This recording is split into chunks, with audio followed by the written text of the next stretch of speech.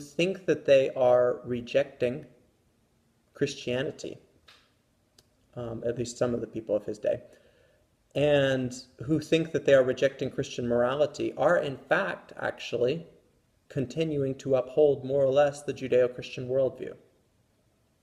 In a famous formula, Nietzsche says, we who consider ourselves to be enlightened atheists these days, we are still drinking the poison of the church.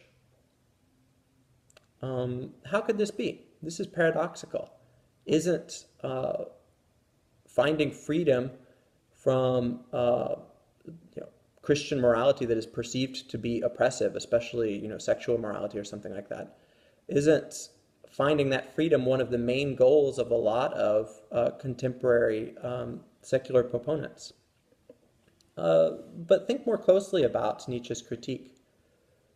So I take it that some of the most prominent values that we have today in Western culture, especially in liberal democracies, are values like fairness, respect, equality. These are values, Nietzsche argues, that are actually descended from the Judeo-Christian moral conspiracy. Fairness, respect, equality, these values which are instantiated in the American Constitution, which are prominent in American civil society, these kinds of values, in fact, are deeply, deeply damaging to the persons who are practicing them. They enfeeble the persons who practice them.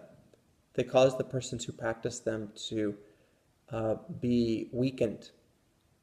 To believe in equality with other persons, other citizens, is to limit yourself. It's to cease or to fail to take advantage of the material resources or the power that you could grasp at. And instead, it's to merely accept your similar status to other persons who might in fact be weaker than you are. So it's an interesting critique. So Nietzsche's critique then is that actually even contemporary secular morality is continuing to uphold more or less the Judeo-Christian moral vision. And so even contemporary secularists, as much as they want to escape from the Judeo-Christian moral tradition, they're continuing to uphold it in spite of their best intentions. To make a clean break, truly a clean break from the Judeo-Christian tradition, Nietzsche thinks that what we need to do is return to the heroic virtues, to heroic tribal society, to a society of strength, honor, power, a society in which the powerful express their power as power, not a society in which there's equality, not a society in which the feeble, the weak get to triumph because of some sort of notion of justice or something like that.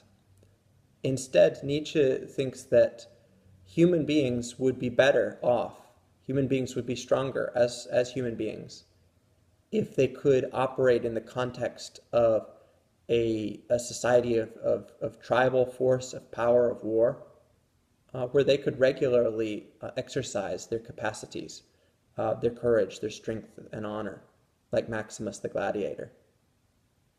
So Nietzsche then has a very original critique of Western morality.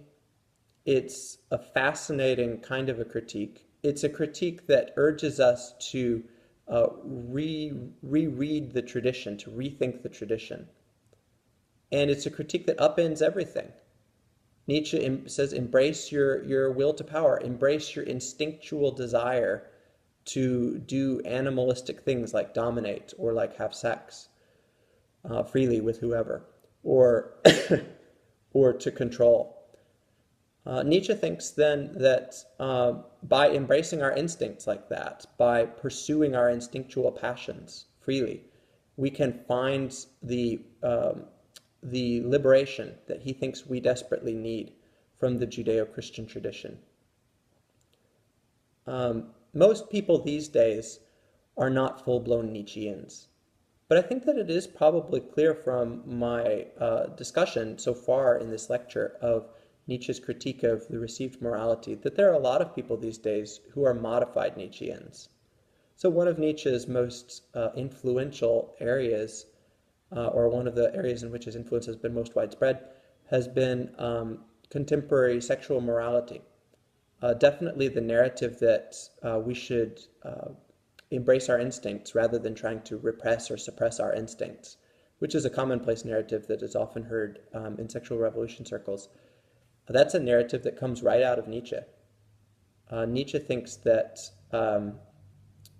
we should return to our instincts rather than continually trying to corral them. And that only by returning to our instincts, by embracing our passions, embracing our instincts, can we find the personal fulfillment and the flourishing that he thinks is ours as human beings, as the animals that we are. I'm going to stop there, although I do want to run one more video in a minute about Nietzsche's views on technology, which I think are really fascinating, really, truly quite fascinating, and which stem directly from his narrative of the Western tradition as being a tradition of decline rather than a tradition of advance or improvement. With that said, I'm now going to briefly run another video which I did not record tonight, but which I recorded at an earlier date. It's a very short video, and after that we'll discuss we'll take questions and answers and talk about some of these issues at greater length.